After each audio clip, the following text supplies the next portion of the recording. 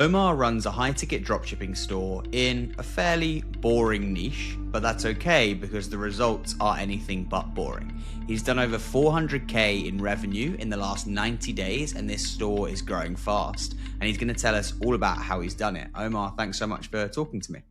Yeah, it's a pleasure. Awesome. So let's go a little bit further back. What made you get into high ticket dropshipping, and what made you choose a niche that, I don't know, it's not your classic drones, e-bikes, which I think is a good thing, but I want to know what kind of drew you into that space. Specifically with my background, I was still in the Amazon FBA. I started prior to this a textile business where I was importing from Asia and selling. But at the end of the day, it's really looking at the numbers. It takes a lot of orders to kind of to be profitable and to consistently be um, on top of your creatives and getting the winning ad on Meta. So for a while, I kind of hit a cycle where I was like completely done with it all, and just randomly came across over a year and a half ago the high ticket niche. So just the idea of putting effort behind high ticket, that's what lured me in a sense. Awesome, man. I love it. And why that specific space? I mean, you kind of sell, I mean, correct me if I'm wrong here, but sort of like things for geriatric people, sort of medical devices. Yeah. So I still took in the very beginning when I joined a course, of course, and I kind of drew out a net, and I said that it was actually a conversation with my father who told me that he had a friend that did very well, exporting within the medical niche, and I should ask him about which brands that he kind of worked with. And so I inquired about one brand, and they were actually very quick and easy to speak with about just becoming an authorized retailer. So I signed them on. And then I did another niche, which was like hotel restaurant equipment, just completely. So I said, I'm going to do two businesses, which is not the smartest move at the same time, but at all. And then just see which one kind of sticks. And then, as I continue to go forward, just getting a random order with one business and not the other, and understanding how much effort it takes, I kind of doubled down within the medical niche. And I um, particularly stuck with it because it's very, very need based. So in that kind of sense, like there's not a preference here. There you do go into preferences, of course, but the sale is really already kind of made if you really solve that pain point. Nice. Awesome. I think yeah, I feel mean calling it a boring niche 'cause it's a very important Yeah. niche, but I think, people are always drawn to the sexy things, the kind of products that you immediately spring to mind, saunas, drones, e-bikes, things that are very exciting. But actually, I think often it is the kind of more stable markets where there's a really strong need and a really obvious kind of emotion and pain point behind the sale where you can do really, really well. And a lot of your gains so far have been in organic, in SEO, right? Right. So how did you sort of approach that? Where did you make the decision to go deep on SEO? Was that conscious, or was it just that happened to be what took off? Yeah, I think it's kind of a rite of passage in this industry. I don't know, to be automatically suspended by Google. I remember when I first got it, it was just like, why? Like I have my footer and I have my contact whatever it is, but there's just this massive suspension. And I don't know about your journey, but for me, it's kind of dark. You put in the effort, you get your suppliers, you make your commitment to the supplier, and there's a pressure. There's like at the end of the day, I have to get them business. No matter what, right? And I have to show them something. And I remember in the beginning when I was lured into high ticket, the promise, whether it was spoken or not, it's like, turn on your ads and get your sales, and then just send the order into the suppliers. So when you have I had a suspension, and it was very deep, and there's like 100 different opinions about how to solve that suspension. I had no other choice but to like start to get into organic marketing and SEO in that kind of sense. And I ventured out just learning about SEO in general, and not even specific to e-commerce. And just then that was the initial reason I really took SEO serious. And I remember having a call early on, a long time ago, it was John Murphy. Murphy. So he steered me in the right direction over a year ago. That's nice for me as well because I actually spoke to John earlier on Yeah. today, talking about his story. So Yeah, I mean, he obviously faced a similar thing. I think particularly for yourself, you started at a time where the suspensions were so bad. It was about, I think, 2 years ago now, or maybe 18 months ago, where there was like Google was in really hot water over text ads interfering in US elections. There had Hmm. been quite a lot of accusations over that. And so they just went so strict on any sort of advertising account. And it was like, months and months to get back. And luckily, I didn't have to deal with that when I started. I Thank kind of God. started before that, and it's a lot better now as well. I had a store I launched recently, and again was able to avoid that. But I completely agree with you. Like I can't imagine how difficult that must be when you're kind of in that high momentum phase. You've chosen a niche, you've built a store, like you're moving fast, and you're so desperate to start seeing proof of concept. To sort of have your fast route to traffic cut off is brutal. But Mhm. I think you'll look back on it as a blessing in disguise, because I would say for you to have built the level of SEO traffic that you have in what is a difficult niche, because of the fact that it's what is kind of known as YMYL, your money, your life. Google Right. sets a much higher bar where there's kind of like health concerns involved. So the fact that you've managed to build a business that is doing so well organically. And then I know you were sort of saying you hadn't really started ads until kind of you and I met and you sort of started doing that sort Right. of thing. And like now you're just bringing a whole new revenue arm into the business rather than being reliant on it. So I think it leaves you in a really strong position. What were a couple of the strategies that you deployed for SEO that you kind of look back on and think, so glad I went deep on that. I learned it and implemented it. I think it's there's so much, it's kind of a mixture. I think looking at it from a macro level, it's definitely about understanding what your target collection page is, making sure the collection pages first, that kind of the not sexy technical part, but not to spend too much on that, to make sure that Google can actually crawl your website. And then the fundamentals, I would say, is like the collection page. On my end, I just consider it like the money pages, where it's the basic stuff. So some basic stuff like making sure your main keyword is mentioned in the first sentence, not to be too salesy or anything, making sure your H1 is really that main keyword in a sense.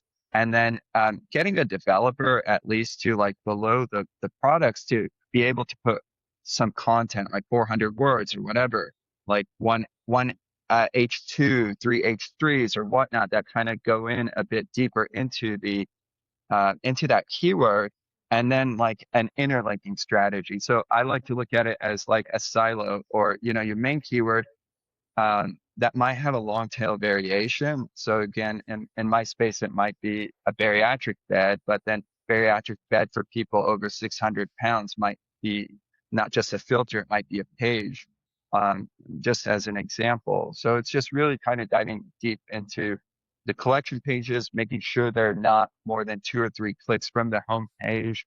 I still believe I've only scratched the surface, as far as SEO or what I could do, or in that kind of sense. But I would say collection page and an interlink strategy, and then basic links, basic backlinks to point, from reputable sites. And I don't do the free outreach. I kind of just look at it as an investment, whether it's $100 or $200 to a link, to bring in a good quality link to a page.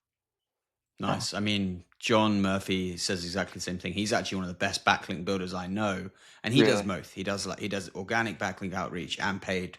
And I think the perfect thing for you is you've built a business where you're profitable off your SEO traffic alone. And so, in the same way that when you start with ads, you build a cost of acquisition in that, and you know that you need to get a return on that traffic to a certain return on ad spend that allows you to bake in that cost of customer acquisition and still be profitable. You can kind of do that at the same level with your SEO, because if you're churning out good profit numbers with your SEO, you can kind of say, well, let me keep reinvesting that because I know the rough rate at which I convert this traffic. Therefore, if I can one exit, two exit, whatever, which I can do with X amount of spend, I know what that's going to bring in for me. So that makes complete sense. And I think the value of backlinks are only getting greater because truthfully, like to an extent, content is getting cheaper and on-page optimization is getting cheaper because there are more tools that are able to do it, and it's a lower barrier to entry than perhaps 3 5 years ago.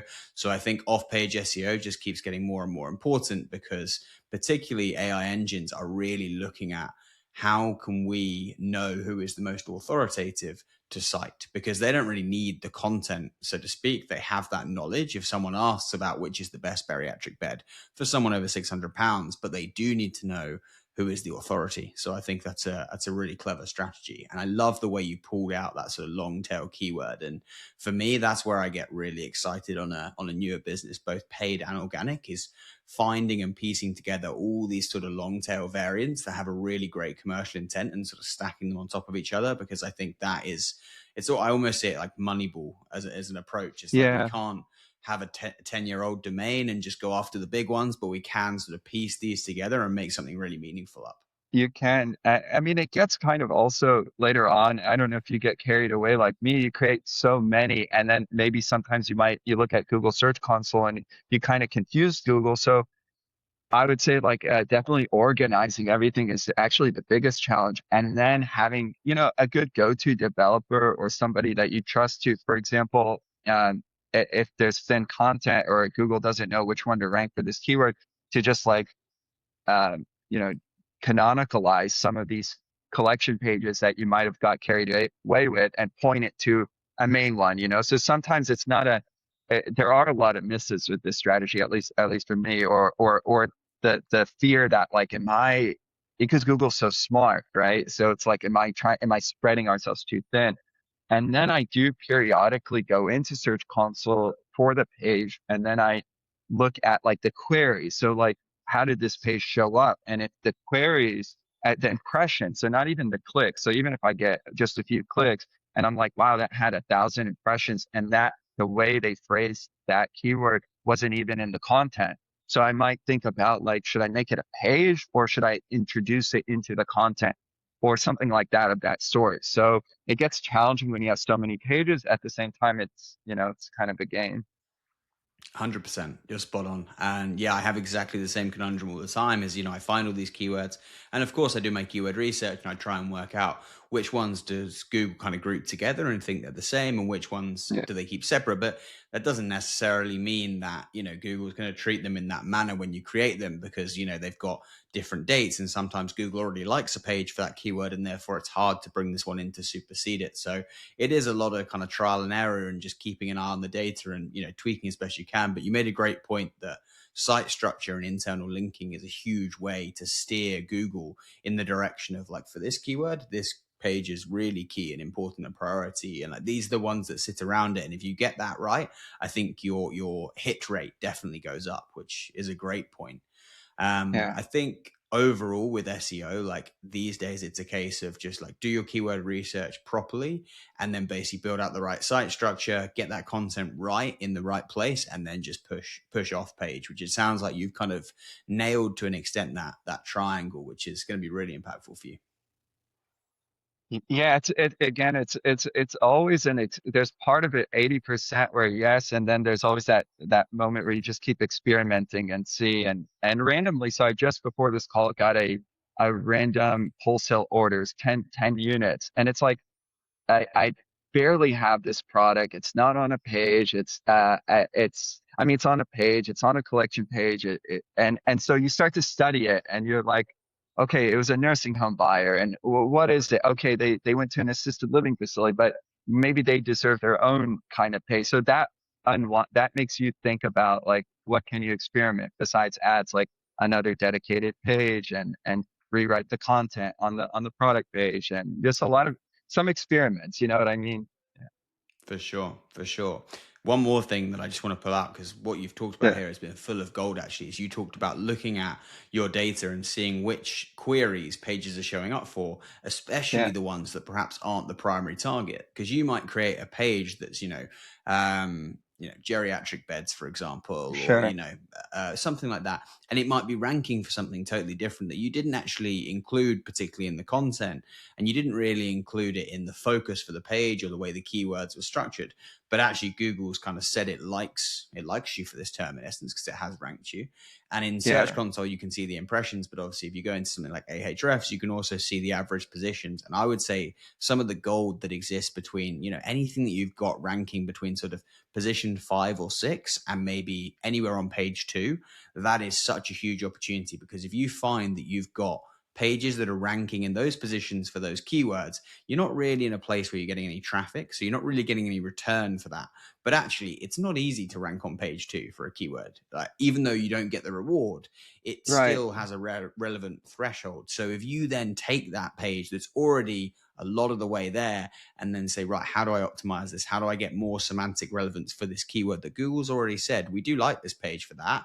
How do I then do the basics on there where I hadn't quite realized that was what that page could rank for, just to kind of catapult it up that bit further, or indeed push backlinks. So I think that's a great kind of like, doubling down on your wins I where you're see not I see quite what you're getting the saying. value. So it's not to underestimate, because from our end, like maybe a competitive landscape, we look at page 2 and 3, we're like, oh, damn, we're not number one. But what you're saying is basically, it's like, well, okay, there's another lens to look to read this. It's actually like Google's nudging you and saying like, you're there with some tweaks, and so the opportunity lies into looking at how's it showing and further optimizing it. Yeah. Or maybe a For link, sure. or just, yeah, absolutely. Exactly. Yeah, they're like your underperforming assets that you can just, Yeah. low hanging fruit, get in there. Yeah. Okay, I think you and I could probably riff on SEO all day, but if we kind Yeah. of take a broader look, so things are going really well.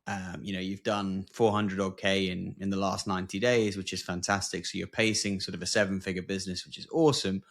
What's the vision? If you think about yourself, because I'm sure, whilst I'm sure you came in optimistic, you perhaps didn't envisage making growth this quickly. If you kind of look 1 year on, where would you love to be in terms of not only the business, but also the lifestyle it affords you, the things you get to work on and do in your life? Like, what are you looking forward to? It's interesting. I'm not too idealistic. I should be at times. I kind of, to my fault, get stuck into the part where not many people talk about in this business, which is the operational side, or especially, there's a part where even right now, yes, the numbers are good, but the market's always going to be there. So in a way, it's not that I'm in a rush to, because I've had a business before where I scaled too fast, and that kind of was the downfall of the business. So I'm really, right now, focus, at least in the 3 month range, is to build a core foundation of the operations side.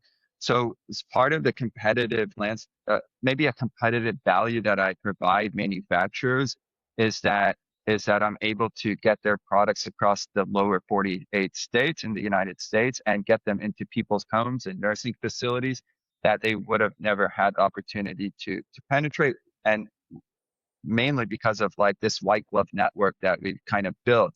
So basically installations and answering that consumer like questions head on. And that requires, there's a lot of, backstory with that sometimes makes me not want to scale. You know what I mean? Where it's like a logistics company just drops it off at the front door and leaves. And it's like, well, they were not contracted, or unfortunately, a Friday night call with an issue, or something of that sort. So the mid, the mid, 3 month is to double down. I've hired a great, operations lead. He's based in Mexico. He's fantastic. And just to continue to build that relationship, take every kind of interaction with a customer as a learning experience, to double down on our processes. And I would say, beyond that, it's just really to kind of learn more about our customers and like where can we provide value, because every consumer, especially in this industry, is like an opportunity for me to listen, to see like, just like how can I cater the catalogs to better serve their particular need. I know overall this niche is not sexy or anything of that sort, and but there are quite a bit of like variations and specific needs. So I would say just kind of listening to the customers, listening to what Google's telling us about the data, and just doubling down on the collection. Where that might lead, just let it go where it goes. I love it. I think it's really, really smart. I think if you can get your operational foundation in check, It's clear that you've already got, a good amount of the SEO chops, and I'm sure they'll just keep developing. And time is a great benefit for SEO as well. Like time and market, your SEO only gets stronger. I think once you have those operational foundations really sound, the speed at which you could scale revenue after that, because you have the system to support it, could be massive. Because there's no doubt it's a huge market, and I think the way you're going after it will give you a lot of access to it. So it's really exciting. I can't wait to watch it and maybe have you on in another year talking about everything you've done. Just to close Yeah, this one off for today, which I think has sure. been full of value. Thank you so much. I just want you to almost imagine that there's, whatever it is, 18 month, 2 years ago version of yourself who was kind of considering this, starting out. What would be your kind of advice or message to them if they're kind of feeling a bit uncertain, nervous, apprehensive, or indeed just desperate to know, like a bit of wisdom from someone who's been through it? I I I always like the adage of just like keep putting one step forward, just one step forward, taking a vision and breaking it down into one step and being a bit nimble. I think, the odds of succeeding, it just increases dramatically if you just keep sticking to it and that you're open-minded to like pivoting here and there and knowing that most people quit. When you know that most people kind of quit and you just stick you're just there consistently showing up and doing even one small thing in that direction per day.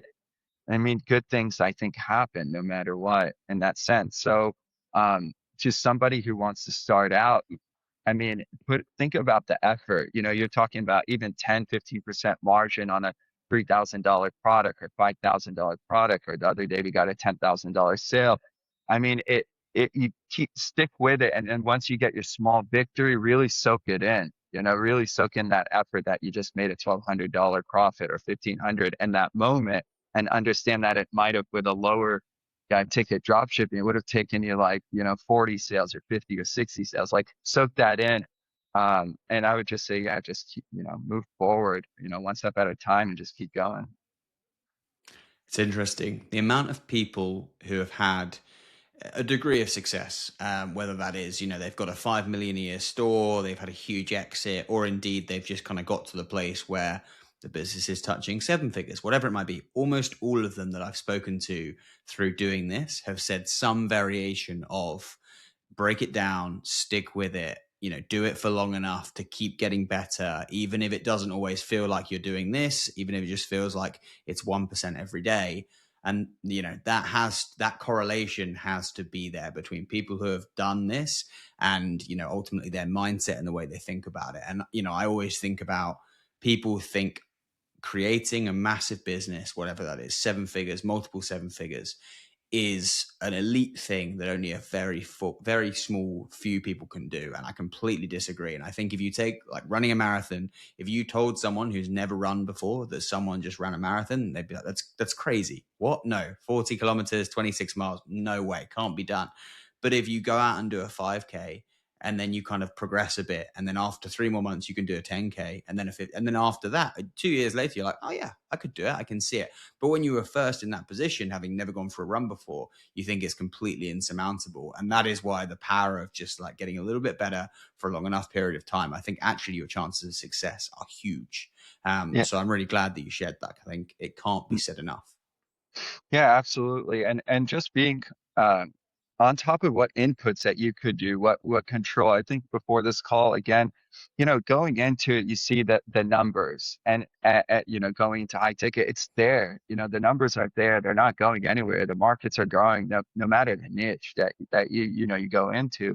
But I think it's interesting that once you get into the flow of things, that's where I think you've kind of succeeded. I mean, I still think success is subjective, but at the same time, it's like not being too, like, for example, I had to refresh the screen to find out what the numbers were because I'm kind of in the business. You know what I mean? Oh, with this customer, I found a hiccup here, build, a system behind this. But to somebody just starting out, give yourself whatever time you want, whether it's 6 months or 3 months or something, and say that no matter what, I'm going to have a spreadsheet and a check mark for inputs. I'm going to do, one collection page. I'm going to do one outreach.